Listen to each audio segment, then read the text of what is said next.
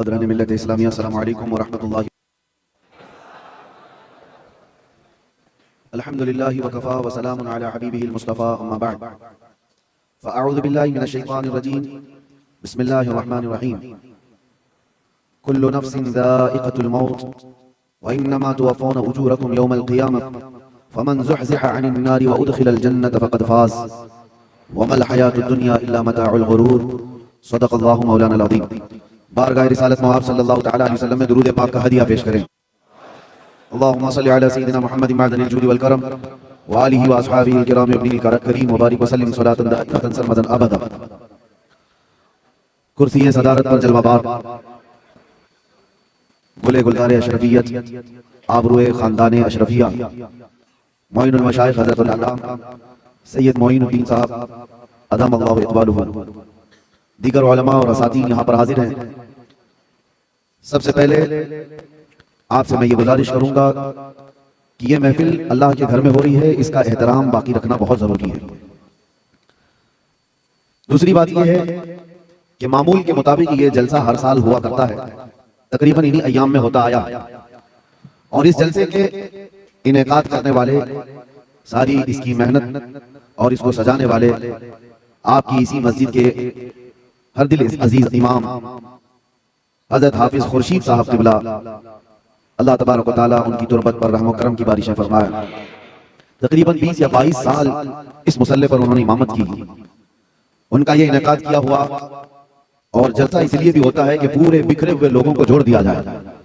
سال میں ایک بار ہی صحیح، لیکن قاری صاحب قبلہ دوڑ بھاگ کرتے اور وہ سیدھے آ کر مجھے حضرت معین المشائخ کا حکم سناتے، جہاں بھی ہوں جیسے بھی ہوں یہاں حاضر ہو ہی جاتا۔ شاید یہ تیسرا سال ہے میری حاضری کا، اور ایک عجیب اندر جانے سے پہلے بھی آخری بار آگے گیا، اور جا کے واپس آنے کے بعد پہلی بار بھی یہی آیا۔ یہ جلسہ مس نہیں ہوا، بہت ساری چیزیں 8 ساڑھے 8 مہینے کے اندر ادھر ادھر ہو گئی تھی، لیکن ہر سال برابر وقت پر یہ ہوتا آیا۔ اس کار خیر کو جنہوں نے شروع کیا، اللہ تبارک و تعالیٰ اس کا اجر عطا فرمائے۔ میرے آقا صلی اللہ تعالیٰ علیہ وسلم نے ارشاد فرمایا، من سن سنتا حسنتا، جس نے کسی نئے طریقے کو ایجاد کیا، فلہ اجرھا، اس کو اس کا اجر ملے گا۔ کوئی بھی نیا اچھا کام شروع کیا، واجر من عمل بھا، اور جس نے اس طریقے کو قائم رکھا، ان سب کے عمل کرنے کا بھی ثواب ایجاد کرنے والے کو ملے گا، شروع کرنے والے کو ان سب کے بھی عمل کا ثواب ملے گا۔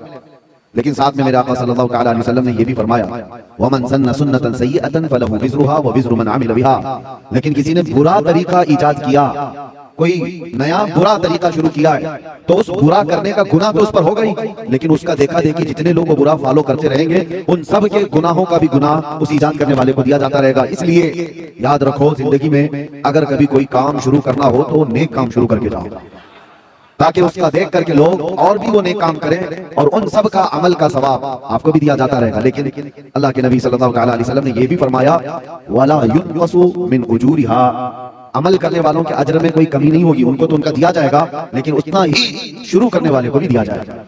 آج کے یہ جلسے کا جو اجر ہوگا وہ قاری صاحب قبلہ کی قبر میں ضرور پہنچایا جائے گا۔ شروعات انہوں نے کی ہے۔ دوسری بات یہ بھی میں عرض کروں میرے عزیزوں، کہ جیسے کہ ابھی آپ سن رہے تھے کہ امامت اور نارمل چیز نہیں ہے، مسجد کی ہر قسم کے لوگوں کو امام جوڑ کر کے رکھتا ہے، مقتدی ایک فکر کے نہیں ہوتے، اس میں پٹھان بھی ہیں، سید بھی ہیں، شیخ بھی ہیں، اور پتہ نہیں کیسے کیسے سارے ہیں جو آپس میں ایک دوسرے کے رشتے بھی نہیں کرتے، لیکن وہ سب ایک صف میں کھڑے رہتے ہیں اور اس امام کی ابتدا میں۔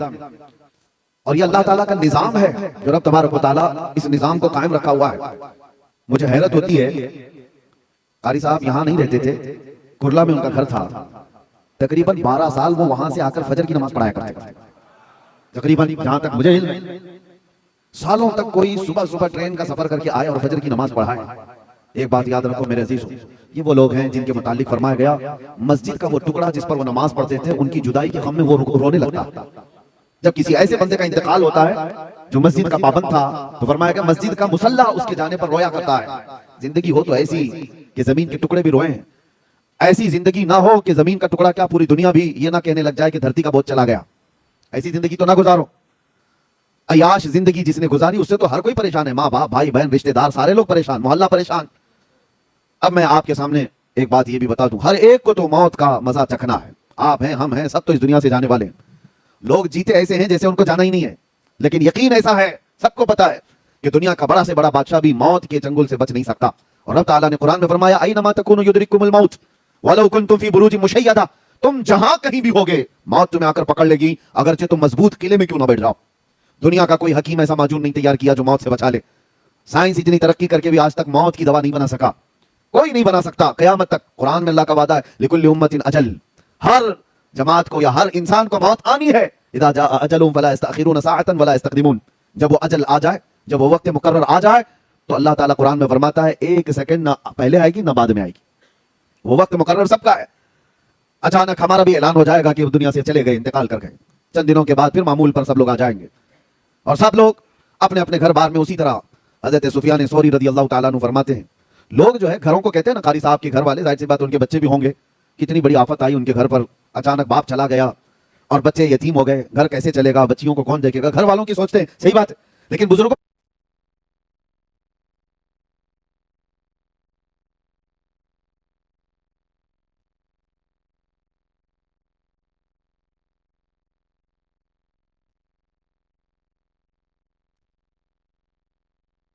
کبھی کوئی آ ہی نہیں سکتی.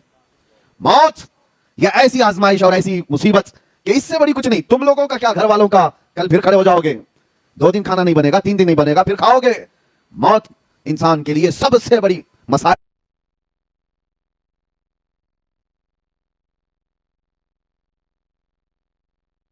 مصیبت آئے. موت اس کو ہلکے میں مت لو، آسانی پہ مت لو. اور جب دفن کر کے آ گئے دوسرے دن وہ قبرستان گئے تھے، حضرت سفیان قبرستان گئے اور وہی بچی قبر کے پاس بیٹھی رو رہی ہے اور کیا کہہ رہی تھی اپنے باپ سے کہ ابا جب آپ بیمار تھے تو بچھونے میں بچھا دیتی، اوڑھنے میں لا کے دیتی، آپ کو بھوک لگتی کھانے میں لاتی، دوائیاں میں پلاتی. کل کی رات کیسی گزری آپ کی؟ کون بستر پوچھا، کون اوڑھنا پوچھا، کون دوائیاں اور کون کھانے پوچھا. یہ اپنی بچی کے جذبات تھے جو اپنے باپ سے قبرستان میں قبر کے پاس بیٹھ کر کے وہ یوں مناجات کر رہی اپنے الفاظ سے. حضرت سفیان ثوری پیچھے سے سن رہے تھے. انہوں نے کہا بیٹی یہ پوچھ اپنے باپ سے، یہ مت پوچھ کہ بستر کون دیا، اوڑھنا کون دیا، دوائی کون دیا، کھانا کون دیا. یہ دنیا ختم ہو گئی. ان سے اب یہ پوچھ ہم نے جو کفن دیا تھا فرشتوں نے اسے باقی رکھا یا ختم کر دیا. یہ پوچھ ابھی کہ ہم نے نہلا کر کے بھیجا تھا، کہیں اس پر اللہ نے بچھو اور سانپ تو نہیں چھوڑ دی ہے. ہم نے خوشبوئیں لگائی تھی، پیٹ کے پھٹنے کے بعد تعفن اور بدبوئیں تو نہیں پھیل گئی. یہ پوچھ اب مردے سے. میرے عزیزو، بعد کی جو منزل ہے حضرت عثمان غنی رضی اللہ تعالیٰ عنہ خلفائے راشدین میں تیسرے نمبر پر، آپ جب قبرستان جاتے تھے اتنا روتے تھے کہ ان کی داڑھی سے آنسو کے قطرے گرنے لگ جاتے تھے. آپ کے غلام وہ کہتے کہ حضرت عثمان غنی سے کہ جب بھی آپ قبرستان کے پاس آتے اتنا کیوں غم کرتے، اتنا کیوں روتے؟ وہ کہتے کہ یہی ایک منزل ہے جس سے بندہ نکل گیا تو سب میں نکل جائے گا. یہی وہ منزل ہے. قبر کو آج لوگوں نے ہلکے میں لیا ہے. اور ممبئی والوں کا کیا ہے، 6 مہینے کے بعد قبریں کھج جاتی ہیں. تمہیں تو اور بڑی عبرت کی بات ہے، دیکھو نکلنے کے بعد کیسی ہڈیاں وہاں نکلتی ہیں. وہ وقت کے بڑے بڑے طاقتور سورما لوگ ہیں، بڑے بڑے پیسے والے لوگ ہیں، جو بڑی بڑی گاڑیوں میں گھومنے والے لوگ ہیں، جن کے گھٹنے سے لے کر ٹخنے تک کی ہڈیاں قبروں میں بکھری ملتی ہیں. جب جب قبروں سے مٹیاں نکالی جاتی ہیں، کیا آپ نہیں دیکھتے سوکھی کھوپڑیاں باہر آتی ہیں؟ وہ کس کی ہیں؟ وہ بھی اپنے وقت کے بڑے بڑے طاقتور لوگ تھے، عمدہ کپڑے پہننے والے لوگ، عمدہ گھروں میں رہنے والے لوگ، بہت بڑے بڑے محلات میں رہنے والے لوگ بھی تھے. ان کے جسم گلا دیے گئے، سب ختم ہو گیا. رسول کریم صلی اللہ تعالی علیہ وسلم نے حضرت ابو ہریرہ کو دکھا کر کے فرمایا تھا ایک گڑھے کے پاس جہاں مردوں کی بہت ساری ہڈیاں پڑی تھیں. میرے آقا صلی اللہ علیہ وسلم نے فرمایا کہ ابو ہریرہ جانتے ہو یہ وہ لوگ ہیں جو عمدہ سواریوں پر سواری کیا کرتے تھے، بہت عمدہ لباس میں گھوما کرتے اور ان کے کھانے بڑے عمدہ تھے، لیکن آج یہ تعفن کا شکار ہیں، کیڑوں کی غذا بنا دیے گئے. یہ انسان کو یہ باتیں اس لیے بتائی جاتی ہیں، اور خاص طور پر آپ سب کو میرے عزیزوں مسلمانوں کو، کہ جب بندے کو اپنا آخری سفر یاد ہوتا ہے تو غرور اور گھمنڈ میں کبھی نہیں آنا.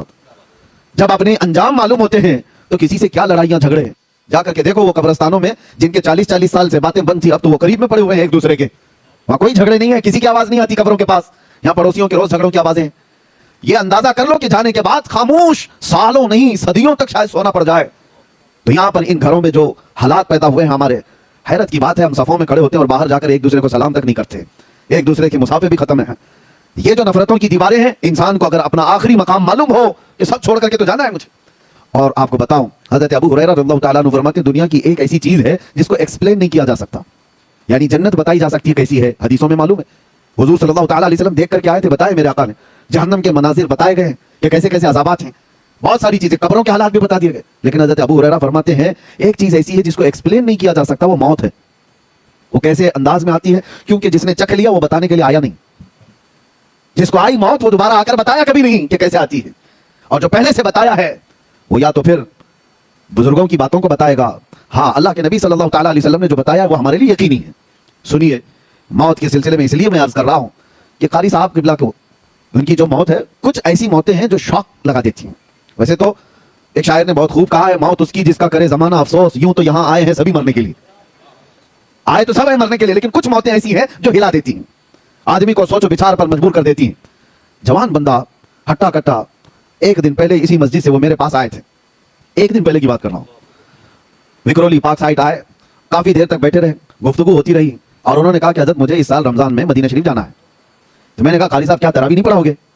नहीं, इस साल ऐसा है कि बरसों बाद मैं छुट्टी ले रहा हूं मस्जिद से, हमारी ट्रस्ट ने दूसरे तरावी के लिए यानी हाफिज के लिए दूसरे का वो इंतजाम करने के लिए मैंने कह दिया है। उन्होंने खुद मुझे ट्रस्ट ने कहा कि आप जाना चाहें रमजान मदीने में गुजार लीजिए। मैं कहा बहुत अच्छी बात है। हम हाफिज लोगों का एक बड़ा मसला ये, मैं खुद 25 साल से तरावी सुना रहा हूँ, अल्हम्दुलिल्लाह, अल्लाह ताला सलामत रखे और क़याम कायम रखे। और पिछले साल, उससे पहले साल मैंने अंदर भी तरावी छोड़ी नहीं है, पूरी तरावी पढ़ाई है। हाफिज जो है तरावी से कंप्रोमाइज नहीं करता है, इसी वजह से हमें रमजान में वहां जाने का मौका नहीं मिलता। और अगर कभी मिलता है तो छोटी सी जमात ही सही, वहां जाकर के भी रमजान में तरावी पढ़ाना हाफिज के लिए जरूरी होता है। वो पूरे साल का उसका ऐसा नहीं है कि वो नजराने के लिए पढ़ाता है, बल्कि उसकी याददाश्त और उसके हाफिजे के बरकरार रखने के लिए बहुत जरूरी है। तो उनसे मैंने कहा, उन्होंने कहा कि बरसों बाद मुझे मौका मिला है, मैं जाना चाहता हूँ। बहुत अच्छी बात है। फिर मेरे साथ हमारे वो इदारे में आए, कुछ काम चल रहा था, कहा हमारे पास पीओपी वाले हैं, लड़कों को मैं भेज देता हूँ। और ये तमाम बातें हुई, निकल गए। और मैं अजमेर शरीफ के सफर पर मैं प्लेन में बैठा था, उसी वक्त फोन आया कि कारी साहब का इंतकाल हो गया। यकीन नहीं होता, ये कुछ ऐसी खबरें होती हैं। उसके बाद फिर मेरे अजीजों, ये जो शॉकिंग न्यूज होती है ना, इस तरह की हिला देने वाली, तब बंदे को बहुत ज्यादा संभल जाना चाहिए। जो रात का खाना हमारे साथ खाया हो और नाश्ते के वक्त वो कब्र में सोया हो, यह है दुनिया बदल जाती है, पूरी दुनिया बदल गई। एक शाम पहले जो मगरिब पढ़ाया हो और दूसरी शाम मगरिब में वो कब्रिस्तान में सोया हो, पूरी दुनिया तब्दील हो जाती है। आज हम यहां बैठे हैं, हम में से किसी को नहीं पता फजर मिलने वाली है नहीं। ये मौत का मामला अल्लाह तबारक व तआला ने इस तरह इसीलिए रखा है कि बंदा गुरूर और तकब्बुर में फिरौन ना बने। आज पता है आपको, पूरे यहूदी और जो नई नई इजादात करते हैं, उनके पीछे एक बहुत बड़ा, जो मेरी स्टडी का मैं आपको बता रहा हूं, इनको क्या लेना देना है पूरी दुनिया को। ये जो न्यू वर्ल्ड ऑर्डर जो करते हैं, ये पूरी दुनिया को ग्लोबल विलेज बनाना है, एक दुनिया बनाना है। आपको पता है, पूरे गोल्ड को अपने पास रखना, इकोनॉमिक पूरी ताकत को अपने पास रखना, बैंकिंग निजाम को अपने पास रखना, दुनिया की सारी हुकूमत को अपने पास रखना, क्यों कर रही है एक छोटी जमात? क्यों करती है एक छोटी सी जमात? आपको पता है, सालों पहले नमरूद के जमाने में ऐसा हुआ था कि यही कौम ने पूरी दुनिया में ऐसी हुक्मरानी की कि नमरूद को यह बात किसी ने बताई कि दुनिया की हर ताकत तुम्हें मिल गई है, कुछ भी कर सकते हो तुम। 1000 लोगों से वो तनहा लड़ सकता था नमरूद, और इंसानों पर तो ऐसी हुकूमत थी। लेकिन उससे मशवरा देने वालों ने कहा एक चीज तुम्हें नहीं मिली है, वो है मौत और हयात पर कंट्रोल। जब चाहे मरे कोई, जब तक हम चाहें जिंदा रहे, ये चीज। तो उसने कहा ये कहां है? कहा ये तो खुदा के पास। जैसे कि नबियों ने बताया है, नबियों पर ईमान नहीं था, लेकिन इतना था कि अल्लाह है, खुदा है और उसके पास ये ताकत है। तो जानते हो आप, उसने एक किला बनाया, बहुत बड़ा बुर्ज, बहुत ऊंची इमारत बनाई और पूरे इंसानों को जमा किया। तो बहुत बड़ी फौज, इसलिए कि खुदा से लड़ना है और खुदा से लड़ करके उसको गिरा देंगे और फिर मौत का कंट्रोल अपने हाथ में लेंगे। आप सोचो, ये बहुत पहले हो चुका, बहुत पहले तारीख में। और उसने इमारत भी बनाई इतनी बुलंद कि आसमान तक लगने जाए। उस जमाने में उतनी तो बुलंद नहीं हो सकती थी, लेकिन बनाया अपने ख्यालात के एतबार से। और इंसानों को एक जुबान, एक करेंसी, सब कुछ एक कर दिया कि लड़ने का वक्त आए तो सारे इंसान मिलकर के खुदा से लड़ेंगे और ये पावर छीन लेंगे मौत और हयात का, अपने हिसाब से बांटेंगे कौन कितने साल जीने वाला है। जालिमों को जब ज्यादा ताकत मिलती है तो खुदा बनने का ऐसा ही गुरूर आता है। अल्लाह तबारक व तआला से लड़ने का यह फैसला किया। यह इजराइली रिवायात में मौजूद है आज भी कि अल्लाह ने फरिश्तों में से एक फरिश्ते से कहा कि आओ देखो कि हमारे एक बंदे ने हमसे लड़ाई का मंसूबा बनाया है। एक फरिश्ते को भेजा, जाओ देख आओ। जिब्राइल, मिकाईल, इजराइल, इसराफील अलैहिस्सलाम, बड़े फरिश्तों के नहीं, एक फरिश्ते को। वो फरिश्ता जमीन पर आया और सिर्फ पर हिलाया था तो उसकी पूरी इमारत फंस गई। जितनी फौज थी वो सब के सब मौत का शिकार हो गई और एक दूसरों की जुबानों को मुख्तलिफ कर दिया गया। ना इसकी जुबान उसे पता, ना उसकी जुबान इसको पता, सब जुबानें मुख्तलिफ कर दी गई। लेकिन एक प्लान था, एक मंसूबा था। आज के दौर में भी, तरक्याती दौर में, लोगों को यह लगता है ये जो छोटी जमात आज पूरी दुनिया को कंट्रोल कर रही है, उसको ये तक यहां तक जाना है कि स्पेस में जाए, कहीं तो जाए, एक बार अपनी ताकत से खुदा को जेर कर दे और मौत का पावर अपने पास ले ले।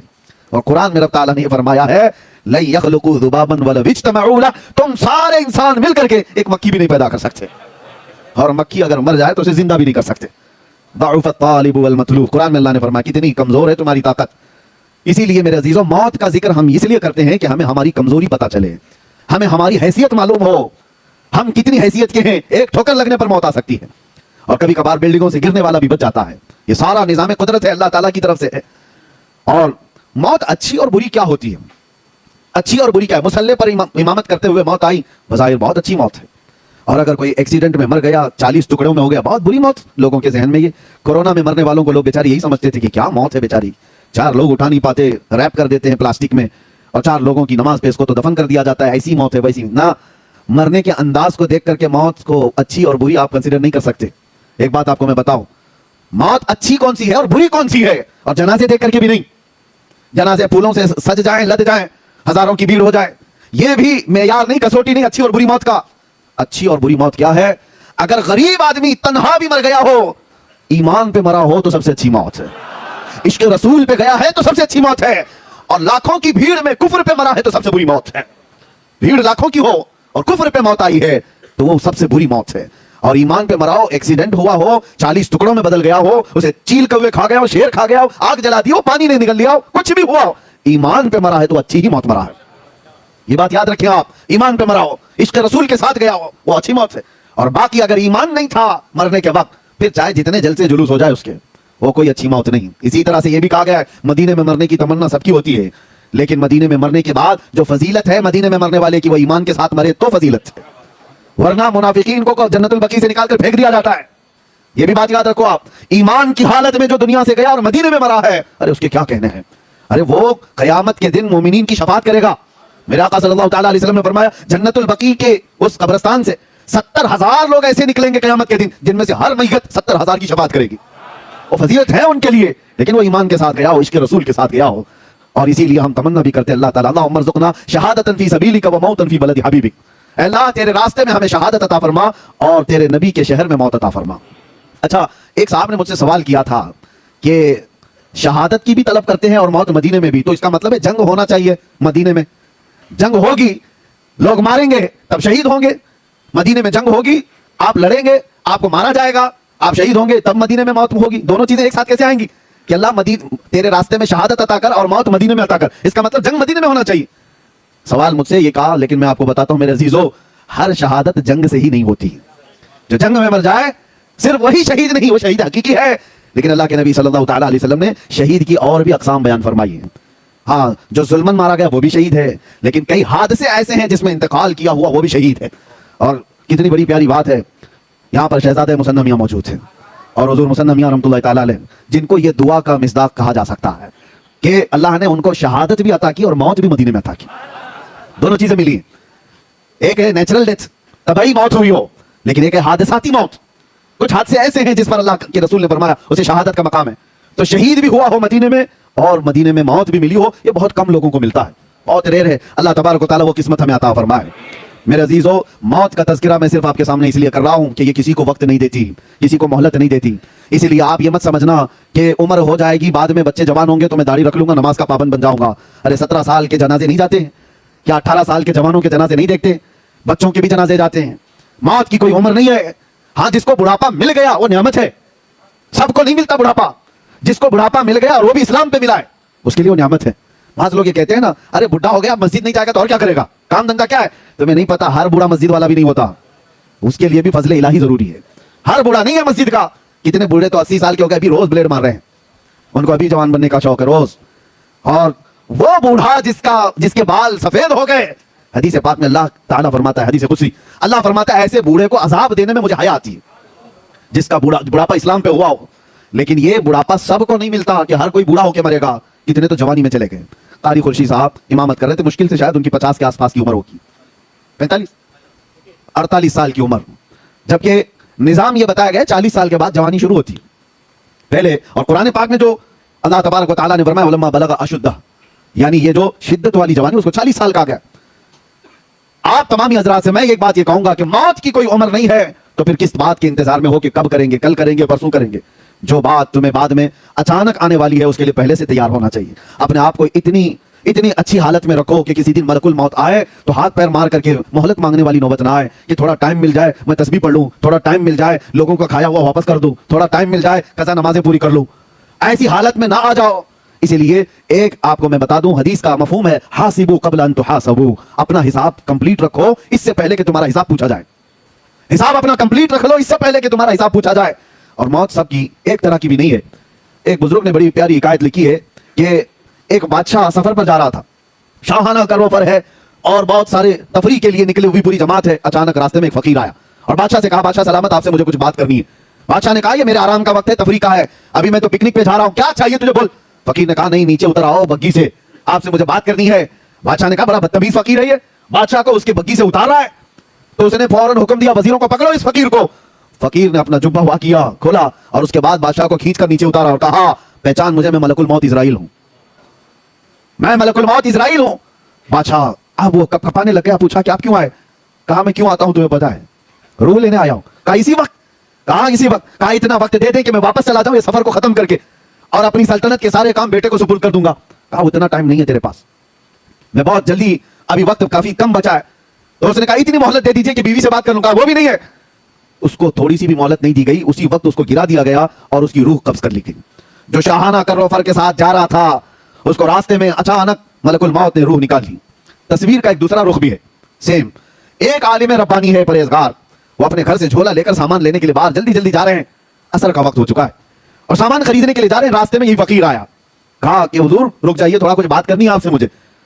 वो आलिम दीन रुक गए और कहा, क्या बात है, जल्दी जल्दी बात कीजिए, मुझे घर से सौदा लेने के लिए, सामान लेने के लिए जाना है और घर में वापस पहुंचाकर मस्जिद में अजान हो चुकी है, जमात से नमाज पढ़नी है, जल्दी आप बताइए क्या बात है। फकीर ने कहा, आपने नहीं पहचाना, मैं मलकुल मौत इजराइल हूं। उस आलिम रब्बानी ने झोला फेंक दिया, जो सामान लाने के लिए जा रहे थे, झोला फेंक दिया और कहा, कहां थे आप, आपके इंतजार में कितनी रातें कट गई, क्या आप आएंगे, रूह निकालेंगे, मैं रब से मुलाकात करूंगा। ये दुनिया में जिसकी रूह अटकी हुई है माल से, वो मोहलत मांगता रहता है, और जो रिज़ाए इलाही के लिए जीता है वो मलकुल मौत का इस्तेमाल करता है। आप कहां थे? तो अब यहां मंजर बदला हुआ है।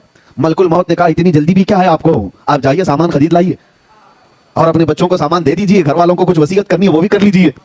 उस आलिम रब्बानी ने कहा, आपको जिस काम के लिए अल्लाह ने भेजा वो कीजिए आप। मेरे बच्चों का मालिक अल्लाह है, वो मुसब्बिबुल असबाब है, जिसने मुझे खिलाया वो मेरे बच्चों को भी खिलाएगा, मेरा यकीन है, आप अपना काम कीजिए। मलकुल मौत वहां मोहलत नहीं देना चाहते और इधर कह रहे हैं कि और कुछ है तो आप कर लीजिए काम। फिर उस आलिम रब्बानी से कहा कि और कोई आपकी ख्वाहिश है? उस आलिम रब्बानी ने कहा, अगर आप इतना वक्त लेकर के आए पहले से, इतनी मोहलत लेकर के आए पहले से, तो ख्वाहिश इतनी है, घर नहीं जाऊंगा, अल्लाह के घर जाऊंगा, जिस वक्त नमाज पढ़ रहा हूं सजदे के आलम में जाऊं, आप रूह निकाल लीजिए।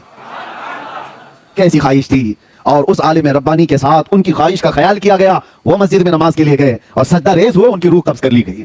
ये सब के साथ नहीं है कि हर कोई चाहे तो उसके साथ हो जाए, उन लोगों के साथ है जो अल्लाह की रजा के लिए जीते थे, दुनिया में उसकी रजा के लिए जीते थे, तो मौत भी अल्लाह ताला उनकी पसंद के हिसाब से लेता है।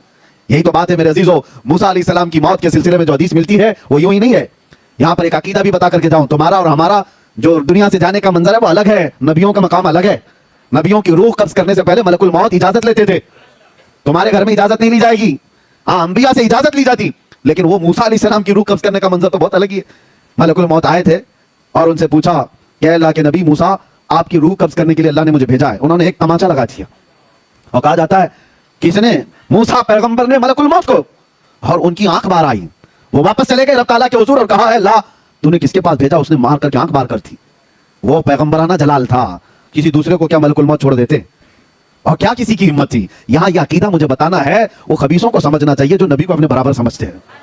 कभी आप जो बराबर कहते बड़े भाई की तरह, हमारी तरह बशर थे, तुम भी मलकुल मौत को थोड़ा उंगली उठा के दिखाओ, पता चलेगा तुमको कहां पहुंचा दिया जाएगा। वो नबी की शान है, अल्लाह अपने महबूबों को यह ताकत दिया हुआ है। अल्लाह ताला ने नहीं फरमाया कि निजाम में खलल हो गया, नहीं, रब ताला ने फरमाया, ए इजराइल जाओ दोबारा और एक घने बालों वाला बकरा लेकर जाओ और उनसे कहो कि इस बकरे के जिस्म पर हाथ रखें, उनके हाथ के नीचे जितने बाल आएंगे उतनी उम्र उनकी बढ़ा दी जाएगी, उतनी जिंदगी उनको दी जाएगी। दोबारा इजराइल आए और मूसा अलैहिस्सलाम के पास बकरा पेश किया, कहा आप इस पे हाथ रखिए, आपके हाथ के नीचे जितने बाल आएंगे उतनी उम्र आपकी बढ़ा दी जाएगी। दूसरा कोई हो तो कहता ना कि 1 साल बढ़ गया तो चले ठीक है, 10 साल बढ़ जाएंगे ठीक है। मूसा अलैहिस्सलाम ने कहा, जाओ मैं रब से बात करता हूं। अल्लाह करीम से आपने कलाम किया और कहा, है अल्लाह जब इतने साल भी गुजर जाए तब क्या होगा? रब ने फरमाया, मौत आएगी, इसलिए कि मेरा वादा है, कुल्लु नफ्सिन ज़ाइक़तुल मौत, हर जान वाली चीज को मौत का मजा चखना है। मूसा अलैहिस्सलाम को अल्लाह ने क्या फरमाया? मौत तो आएगी, जितने साल भी हो गुजर जाए मौत आएगी। तब मूसा अलैहिस्सलाम ने कहा, जब मौत आना ही है तो अब क्या तब क्या? फिर इजराइल से कहा कि मुझे बैतुल मुक़द्दस के करीब कर दो। जमीन को लपेट दिया गया, आपको दम जदन में बैतुल मुक़द्दस के करीब कर दिया गया। वहां पर एक कब्र खोदी जा रही थी, उसमें हजरत मूसा अलैहिस्सलाम लेटे और कहा इजराइल से, क्या मेरी रूह कब्ज कर लो? ये शान है नबियों की कि हर एक की मौत इस तरह से नहीं आती है। कुछ मौतें वो हैं, इसीलिए मौत में भी दर्जात हैं, मौत में दर्जात हैं। एक हजरत उमर फारूक रज़ियल्लाहु ताला अन्हु से मरवी ये बात है, आपसे पूछा गया मौत के आने के अंदाज अलग अलग है। आपने कहा हाँ। कहा कैसे? कहा मोमिन की रूह और काफिर की रूह निकालने में फर्क है। एक काफिर की और एक बदबख्त की, गुनहगार की रूह ऐसे निकाली जाती है जैसे कांटों की झाड़ी पर रेशम का कपड़ा डालकर खींचो। रेशम का कपड़ा, सिल्क का कपड़ा डालकर कांटों की झाड़ी पर जब कपड़ा खींचेंगे तो उसके तार किस तरह निकलते चले जाएंगे। रूह निकलने के वक्त उसको ऐसा लगेगा नाखून नाखून से उसकी रूह निकाली जा रही होगी, शिद्दत का दर्द होगा। और फिर आपसे पूछा गया मोमिन की रूह कैसे निकाली जाती है? कहा ऐसे जैसे मैदे के गुंदे हुए आटे में बाल फंसाओ तो निकाल लिया जाता है। एक बाल गुंदे हुए आटे में फंसा हो तो उसको निकालने में क्या महसूस हो, ना बाल को पता चले ना आटे को पता चले। तो आपके हाथ में है किस तरह दुनिया से जाना चाहते हो। कुरान में अल्लाह ने फरमाया है या अय्यतुहन नफ्सुल मुतमइन्ना इरजिई इला रब्बिकी रादियतम मरदिया फदखुली फी इबादी वदखुली जन्नती। कुछ वो लोग हैं जिनके मरने से पहले उनके कानों में ये आवाज आती है, ऐ पाकीज़ा जान के मालिक आजा अपने रब की तरफ खुशी खुशी। अल्लाह फरमाता है मेरे बंदों में शामिल हो जा, मेरी जन्नत में दाखिल हो जा। और हदीस पाक में है कुछ गुनहगार ऐसे हैं जिनके मरने से पहले कानों में आवाज आती है या अय्यतुहन नफ्सुल खबीसा, ऐ बुरे जान के मालिक उखरुजी मिनल जसदिल खबीस, गंदे जिस्म से निकल जा। अल्लाह का ये हुक्म होता है, गंदे जिस्म से निकल जा और मेरे बंदों से दूर हो जा, जहन्नम में दाखिल हो जा। और वो इस आवाज से ही तड़प जाता है, चेहरा बदल जाता है, मौत के वक्त जो डर तारी हो जाता है। अज़ीज़ान निगरामी वक़ार, मौत के वक्त जो हालात आते हैं, कुरान कहता है कि अगर तुम देख लो ना फरिश्तों को कि फरिश्ते कैसे मारते हैं और यदरिबून वुजूहहुम व अदबारहुम, उनके पीछे उनकी पेशानियों पर मारते हैं रूह निकालने के लिए, बहुत शिद्दत का दर्द। और कहा गया सकरात का वक्त ऐसा कि मक्खी भी अगर उसके जिस्म पर बैठे तो पहाड़ की तरह लगता है, उसके लिए पानी का एक कतरा एक नदी के बराबर लगता है। ये मौत के अंदाज है। मैं गुफ्तगू समेटते हुए अब आपको बताऊं मेरे अजीजों, यही बात इमाम आजम अबू हनीफा से पूछी गई। अभी हमारे ईमान की बात कर रहा हूं, तवज्जो, कैसे मरना चाहते हो सुन लो। इमाम आजम अबू हनीफा से किसी ने सवाल किया कि सुना है बदबख्त और गुनहगार की मौत बड़े दर्दनाक अंदाज से आती है और एक आशिक रसूल की मौत बड़ी खुशहाली के साथ आती है, वो खुशी खुशी दुनिया से जाता है, ऐसा क्यों होता है जबकि रूह निकालने वाला एक ही है, फरिश्ता एक ही है, दर्द कैसे होता है, रूह एक ही है। आपने क्या कहा जानते हो? इमाम आजम ने कहा सूरह यूसुफ पढ़ ले तुझे समझ में आ जाएगा। सूरह यूसुफ कुरान पाक की सूरह 13वें पारे में हजरत इमाम आजम अबू हनीफा ने कहा जा ये पढ़ ले। वो पढ़ करके आया, उसमें मौत का कोई जिक्र ही नहीं है, ये कैसे काफिर की मौत आती है, कैसे मोमिन। अरे उसमें तो यूसुफ और जुलेखा के वाकयात हैं। वो आकर के कहा इसमें मुझे कहीं कुछ मिला नहीं। कहा फिर से पढ़ करके आ, फिर पढ़ करके आया, कुछ नहीं मिला। मौत के निकलने का या रूह के निकलने का कोई मंजर उसमें नहीं है। इमाम आजम ने पूछा फिर क्या पढ़ा तूने? कहा उसमें तो अल्लाह ताला ने यूसुफ अलैहिस्सलाम के बचपन से लेकर के उनके वजारत उज़्मा तक के वाकयात भी बयान फरमाए। कहा उसमें जुलेखा का वाकया तो पढ़ा है। कहा क्या है वाकया? उसने कहा जुलेखा यूसुफ अलैहिस्सलाम के हुस्न पर फिदा हो गई थी, देख करके फिदा हो गई। शहर की औरतों ने उनको ताना देना शुरू किया जुलेखा को कि एक जवान लड़के पर तू फिदा हो गई, इसलिए कि उन औरतों ने यूसुफ को देखा नहीं था, ताने मार रही थी। तो जुलेखा ने क्या किया, एक दावत की उन सारे रईस औरतों की और घर में बुलाया और सबके हाथों में एक लीमू दिया और एक हाथ में चाकू दिया और कहा जब मैं कहूंगी तभी लीमू काटना। बड़ी बड़ी रईस औरतें बैठी थी। इसी आलम में यूसुफ अलैहिस्सलाम को जुलेखा उस हाल में बुलाती है। यूसुफ अलैहिस्सलाम का हुस्न ऐसा था, जमाल ऐसा था कि जो देखता था वो पलकें झपकाना भूल जाता था। जैसे ही यूसुफ अलैहिस्सलाम दाखिल हुए, इधर से जुलेखा ने आवाज दी कि अपने अपने हाथों में मौजूद लीमू काट दो। औरतें यूसुफ अलैहिस्सलाम को देखने में ऐसे मगन हो गई कि उनके हाथों से लीमू गिर गया, 4 उंगलियां कट गई। कुरान पाक में ये वाकया मौजूद है। अल्लाह फरमाता है उन्होंने अपने हाथों की उंगलियां ही काट ली। अरे औरत जात है, थोड़ा सा खरोच आ जाए तो वावेला करती है, 4 उंगलियां कट जाए पता नहीं चला। हाँ, एक कैफियत इंसान पर आती है जब वो महवियत की कैफियत है, यानी किसी में गुम हो जाता है तो कटने का दर्द नहीं होता, पता नहीं चलता। तो उसने शख्स ने इमाम आजम से कहा यह वाकया तो मैंने कुरान में पढ़ा है, लेकिन इसका मौत से क्या लेना देना? इमाम आजम ने कहा इसी से तो लेना देना है। बात तर हकीकत यह है, एक मोमिन सालेह, एक आशिक रसूल जब दुनिया से जा रहा होता है, रूह निकालने का दर्द बहुत होता है, बहुत तकलीफ तो होती है, लेकिन मलकुल मौत इधर से आते हैं, ताजदार मदीना उधर से आते हैं। इधर से ये रूह निकाल रहे होते हैं, उधर वो जमाले मुस्तफा देख रहा होता है, वो हसीन चेहरा देख रहा होता है। अरे औरतों को यूसुफ का हुस्न देखते देखते उंगलियां कटने का दर्द नहीं हुआ, मोमिन सालेह को जमाले मुस्तफा देखकर रूह निकलने का भी एहसास नहीं होगा, पता ही नहीं चलेगा कि रूह कब निकली। इसी को तो आला हजरत ने फरमाया था, हुस्न यूसुफ पे कटी मिस्र में अंगुश्त ज़ना। हाँ मेरे अजीजों, ये आला हजरत का कमाल तो देखो, 5 चीजें इस शेर में फरमाया आपने। हुस्न यूसुफ पे कटी मिस्र में अंगुश्त ज़ना, सर कटाते हैं तेरे नाम पे मर्दान अरब। क्या क्या आला हजरत फरमाते हैं, हुस्न यूसुफ पे, हुस्न पे कटी, हुस्न यूसुफ पे कटी, काटा नहीं है उन्होंने, वो कट गई है और बेखुदी में कटी है, जानबूझ के नहीं काटा, कटी मिस्र में, अरब में नहीं, मिस्र की औरतें हैं। अंगुश्त यानी उंगलियां और जना औरतें, और इसके बदले में दूसरा मिसरा देखो कमाल का, आला हज़रत कहते हैं वहां उंगलियां कटी थी और यहां सर हैं अरबों के, सहाबा के, ताबईन के, और वहां हुस्न पे कटी थी, यहां तो सिर्फ नाम पे कटने को तैयार है। और वो कट गई थी बेखुदी में, मगर रसूलुल्लाह के दीवानों का हाल ये है कि कटाना भी चाहते हैं। ऐसे नहीं कि बेखुदी में कट गया सर, नहीं, जान करके कि ये कहने पर मेरा सर कट सकता है फिर भी कटाने को तैयार है।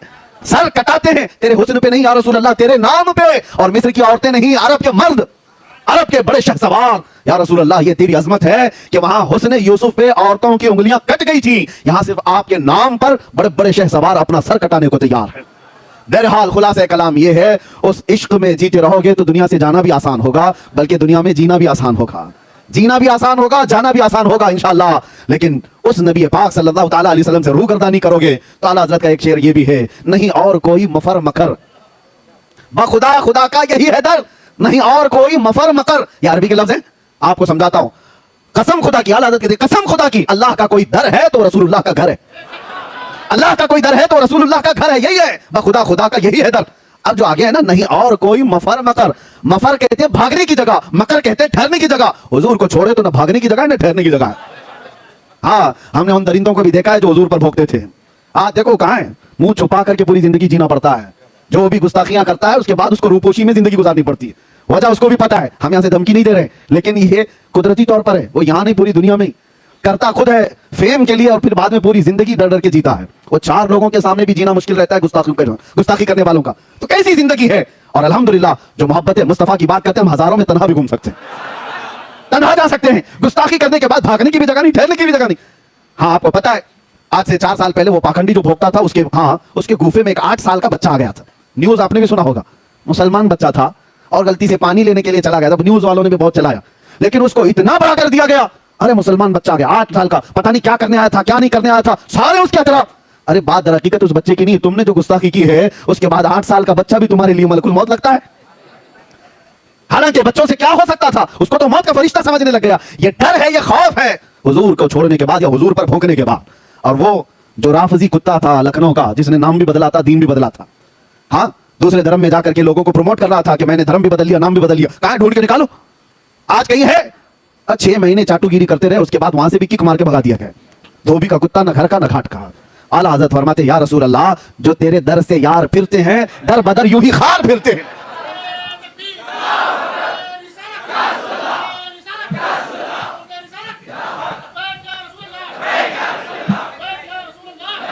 या रसूल अल्लाह, जो तेरे दर से यार फिरते हैं, दर बदर यूं ही खार फिरते हैं। और जो उनके दर से वाबस्ता हुआ, उसका हाल तो यह है कि हर जमाने ने देखा है, जब तक बिके न थे तो कोई पूछता न था। या रसूल अल्लाह, तुमने खरीद कर हमें अनमोल कर दिया। अरे बिलाल, वो हबशा के रहने वाले, काला रंग था और काले रंग वालों को लोग गुलाम समझकर खींचते थे और अपनी गुलामी करवाते भी थे। लेकिन दर मुस्तफा से वाबस्तगी के बाद बिलाल का हाल यह है कि उनको अजान देने के लिए काबे के छत पे चढ़ाया गया और यह बताया गया, मोहब्बत मुस्तफा में जिसने जख्म खाया है, काबा भी उसके कदमों के नीचे आया है। ये बताया गया है दुनिया को। और जो वाबस्ता हुआ है, खाक के जर्रों को मेरे आका ने हमदोश सुरैया कर दिया। खुद न थे जो राह पर औरों के हादी बन गए। या रसूल अल्लाह, क्या नजर थी आपकी, मर्दों को मसीहा कर दिया, मुर्दों को मसीहा कर दिया।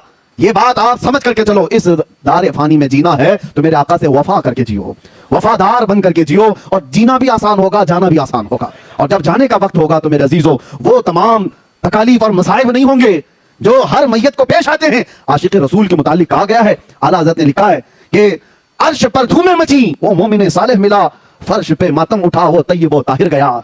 उसका हाल ये होता है, मलाइका अर्श के उसके आने की खुशियों में धूम मचाने लगते हैं। मोहब्बत मुस्तफा में फना रहने वाला वो आशिक रसूल आ रहा है। और इधर क्या होता है, पूरी रूए जमीन उसके जाने के गम में मातम कुना है। सबके दिल महसूस कर रह जाते हैं, जिंदगी गुजारो तो ऐसी जिंदगी गुजारो कि जिसके जाने का गम पूरी दुनिया को हो और मलाइका को उसका इस्तेकबाल हो। और इसीलिए हम कहते हैं कि मलाइका को इसका इस्तेकबाल हो। ये कब होगा? तुम क्या चीज देखने के लिए दुनिया में जी रहे हो? हर आदमी अपने अपने कुछ ना कुछ एक्सपेक्टेशन रखता है। 40 साल का हो गया हूं, इतना कमाया हूं, ये चाहिए। आम नौजवानों की जिंदगी तो ये है कि आज एक किसी हसीन लड़की को अपने दामे फरेब में फंसा लेना, ये समझता है जिंदगी का बहुत बड़ा तीर मार लिया मैंने। कौन सा बड़ा काम कर लिया? हाँ, लड़कियों को चैटिंग के जरिए, डेटिंग के जरिए, फलां के जरिए, इसके जरिए, उसके जरिए फंसा लेना, ये बहुत बड़ा काम है। तो रम खाओ। अरे तुम क्या जानते हो शहसवार कौन थे और हमारे जर्नल और लीडर कौन थे? काश आज का जवान पढ़ लेता खालिद बिन वलीद कौन है, जानता तो ये सब जो लुक्के पुक्के हैं ये सब खत्म हो जाते। ये काजू बादाम की बॉडियां। खालिद बिन वलीद 125 जंगें लड़ी अपनी जिंदगी में, 125 जंगें, और एक जंग में भी अल्लाह ने उनको शिकस्त नहीं दी। और जानते हो, इसलिए मैं उनका जिक्र कर रहा हूं। खालिद बिन वलीद जब लड़ने के लिए जाते थे तो उनके हाथ में जो तलवार थी वो 35 किलो की होती थी। 35 किलो की तलवार, اور کہا جاتا ہے کہ تقریباً 30 سے 40 کلو کا وہ ڈھال جس سے تیر بچاتے تھے اٹھا کے دکھاؤ، اور اس حال میں وہ جنگ کرتے تھے. اور خود خالد بن ولید کہتے ہیں ایک جنگ ایسی ہے جنگ موتا جس میں 9 تلواریں میرے ہاتھ سے ٹوٹی ہیں، 9 تلواریں ٹوٹی پھر بھی پیچھے نہیں ہٹے. اور کون سی طاقت تھی، کون سی قوت تھی خالد بن ولید کے پاس؟ جانتے ہو کیا کھاتے تھے وہ، کس چیز سے بے خوف جیتے تھے؟ بات در حقیقت یہ ایک جنگ میں یہ لوگوں نے منظر دیکھ بھی لیا. خالد بن ولید اچانک لڑتے لڑتے نرغے میں پھنس گئے اور ایک کافر ان کے سر پر تلوار اٹھا چکا تھا اور آپ کا امامہ گر گیا تھا. خالد بن ولید نے اپنی گردن نہیں بچائی، امامہ بچانے کے لیے آگے گئے. ارے وہ دشمن گردن پر تلوار اٹھایا ہے اور گرا ہوا امامہ اٹھانے چلے گئے. ان کا یقین کیسا تھا، گردن اس وقت تک نہیں کٹے گی جب تک مولا نہیں جائے گا. امامہ اٹھا لیا، اپنا امامہ لے لیا. وہ سامنے دشمن جو کھڑا تھا وہ حیرت میں ہے. کہا ایک چھوٹا سپاہی بھی ایسی غلطی نہیں کرتا، تم تو سپہ سالار ہو خالد بن ولید، کہ تم ایسے وقت میں جب تلوار تمہاری گردن پر ہو اور تم اپنا کھویا ہوا امامہ اٹھانے جا رہے ہو، یہ پگڑی اٹھانے جا رہے ہو. خالد بن ولید نے جواب دیا تھا بات در حقیقت یہ ہے میں اپنی طاقت کے بلبوتے نہیں لڑتا، یہ میرے بازوؤں کی طاقت نہیں ہے جو مجھے جرنیل بنائی ہوئی ہے. حقیقی بات یہ ہے اس امامے میں میرے رسول اللہ کے 3 منہ مبارکہ ہیں.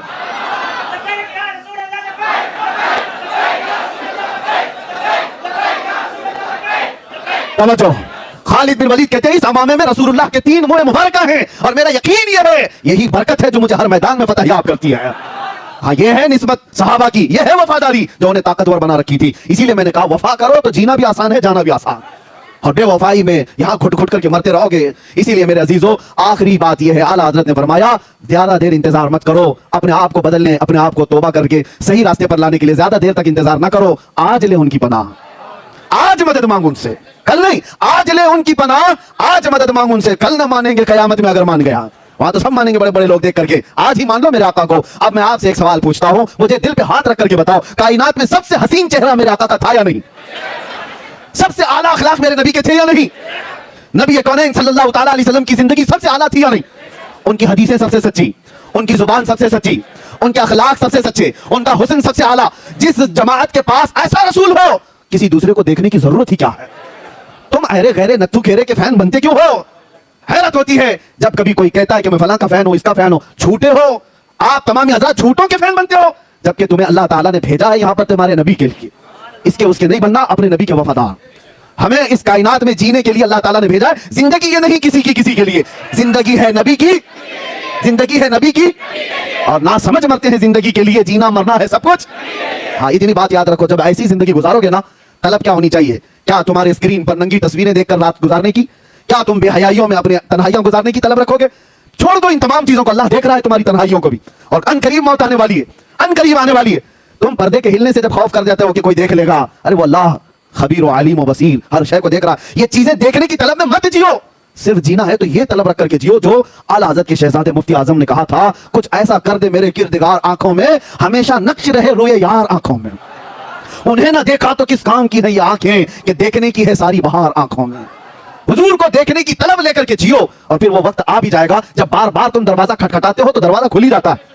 بار بار کسی کا دروازہ کھٹکھٹائے تو کھل ہی جاتا ہے. اور میرا رسول بڑا غیرت مند ہے، آتا ہے فقیروں پہ انہیں پیار کچھ ایسا، خود بھیک دیں اور خود کہیں منگتے کا بھلاؤ. روز طلب تو رکھو بارگاہ مصطفیٰ میں، کچھ ایسا کر دو. اور پھر یہ طلب رکھو اور اتنا کہہ دو میرے آقا کی بارگاہ میں، یقین ہے نا حضور سنتے ہیں؟ یقین ہے حضور سنتے ہیں؟ تو پھر یہ کیوں نہیں کہتے یا رسول اللہ سنا ہے آپ ہر عاشق کے گھر تشریف لاتے ہیں، سنا ہے آپ ہر عاشق کے گھر. ارے میرے گھر میں بھی ہو جائے چراغا، میرے دل میں بھی ہو جائے چراغا. جب یہ طلب لے کر جیو گے ایک دن دروازہ کھلے گا، ایک دن رحمت کا دروازہ کھلے گا اور نہ جانے وہ ہمارا گھر خوشبوؤں سے مہک جائے گا. اور پھر اس حال میں تمہاری موت آئے اور ہماری موت آئے تو کس شان سے آتی ہے پتا ہے؟ کس شان سے؟ ہم نے پوچھا تھا بزرگوں سے کہ جب ہمارے جنازے جاتے ہیں تو ان کو سفید کپڑے عطر لگا کر خوشبوؤں میں ملوث اور اس کے ملبوس اور اس کے اچھے کپڑوں میں ملبوس، سرما بھی لگائے، پھولوں سے سجائے. ارے یہ تو دولہے کے ساتھ ہوتا ہے، مردے کے ساتھ کیوں؟ مردہ ہے، مر گیا، اب اس کو کیا کپڑے، مٹی میں تو جا رہا ہے، عطر اس کو کیوں؟ تھوڑی دیر کے بعد تو بند ہونے والی ہے قبر. یہ سرما کیوں بند آنکھوں پر؟ اور یہ پھولوں سے سجا ہوا جنازہ کیوں جا رہا ہے جیسے شادی میں جا رہا ہے؟ بزرگوں نے کہا بیٹا وہ آج زیارت مصطفیٰ کے لیے جا رہا ہے. آج جو ہمارا جنازہ جا رہا ہے، کسی سنی کی بات کر رہا ہوں، اس کی بات نہیں کر رہا جو مر گیا مردود نہ فاتحہ نہ درود، اسے کیا دیکھنا ہے؟ سنی کی بات کر رہا ہوں. وہ جنازہ جاتا ہے تو بڑی شان سے جاتا ہے. اسی لیے ہمارے بزرگوں نے یہ رواج رکھا تھا، لوگ دیکھ کر کے اشش کریں آج کی رات یہ میرے مصطفیٰ کی زیارت کے لیے جا رہا ہے. ہاں یہی ہے شب گور بھی اسی گل سے ملاقات کی رات. ہاں اسی گل سے ملاقات کی رات. اور جب قبر میں جائیں گے ہوگا کیا؟ منکر نکیر کو آنا ہے، نیلی آنکھوں والے کالے چہرے والے زمین کو دانتوں سے نکالتے ہوئے آئیں گے اور جھنجھوڑ کر کے اٹھا کر سوالات پوچھیں گے. بتا تیرا رب کون ہے، بتا تیرا دین کیا ہے. اور پھر تیسرا سوال وہی ہے جو سب پھنستے ہیں اکثر، حضور کو دکھا کر کے ان کے بارے میں کیا کہتا تھا. بات یہی ہے. بہت سارے تو جواب دے دیں گے میرا رب اللہ ہے، میرا دین اسلام ہے. لیکن فرشتے سوال میں وہاں پر چینجنگ کر دیتے ہیں. آپ کو پتا ہے فرشتے پہلے 2 سوال میں پوچھتے ہیں تیرا رب کون ہے, تو کیا جواب ہوگا؟ میرا رب. سوال پر توجہ رکھو, لفظ پر کون ہے. وہ یہ نہیں پوچھ رہے کون تھا, یہ پوچھتے کون ہے. اور دوسرا سوال بھی فرشتے کہتے تیرا دین کیا ہے. فرشتے یہ نہیں پوچھتے تیرا دین کیا تھا, کیا پوچھتے ہیں تیرا دین کیا ہے, وہ کہتا ہے اسلام. لیکن تیسرے سوال میں فرشتے چینج کر جاتے ہیں, ما کنت تقول فی حق هذا الرجل. حضور کو دکھا کر کہتے ہیں یہ کون ہے, نہیں پوچھتے ہیں ان کے بارے میں کیا کہتا تھا. ہاں یہ ابھی کیا کہہ رہا, وہ نہیں پہلے کیا تھا, اپوزیشن میں تھا کہ ادھر تھا. ان کو دکھا کر کے حضور کو فرشتے کہتے ہیں ما کنت تقول, کیا کہتا تھا حضور کے بارے میں. ہاں تو وہ پھر حضور کو جو کہتا تھا اسے کہنا پڑے گا. ہاں وہ خبیث کیا کہے گا جو پیٹھ پیچھے کا علم نہیں کہتا تھا, جو وہ کیا کہے گا جو اپنے بڑے بھائی کی طرح کہتا تھا, حضور کو کمتر سمجھتا تھا معاذ اللہ. وہ کیا کہے گا, وہ ہاں ہاں ہاں لا ادری, نہیں معلوم کیا کہوں گا. وہ تو سنی کی قسمت ہے جو کہے گا سارے اچھوں میں اچھا سمجھیے جسے, ہے اس اچھے سے اچھا ہمارا نبی, سارے اونچوں سے اونچا سمجھیے جسے, ہے اس اونچے سے اونچا. ارے جس کے طلبوں کا دھون ہے آب حیا, ہے وہ جانے مسیحا. ہم تو نبی کو کیا کہتے تھے, قبر میں جھوم کر کہیں گے سرور کہوں کہ مالک و مولا کہوں تجھے, باغ خلیل کا گل صیبہ کہوں تجھے, اللہ رے تیرے جس میں منور کی تابشیں, اے جانے جام میں جانے تجلا کہوں تجھے, تیرے تو وصف عیب تناہی سے ہے بری, حیران ہوں میرے شاہ میں کیا کیا کہوں تجھے. لیکن رضا نے ختم سخن اس پہ کر دیا, ارے خالق کا بندہ خلق کا آقا کہوں تجھے. ہم یہ کہیں گے. اور اتنا ہی نہیں, عاشق ایک اور منزل آگے بڑھ کر کہتے ہیں, ارے جواب دینے اور سوال کرنے کی نوبت بعد میں آئے, بعد میں آئے.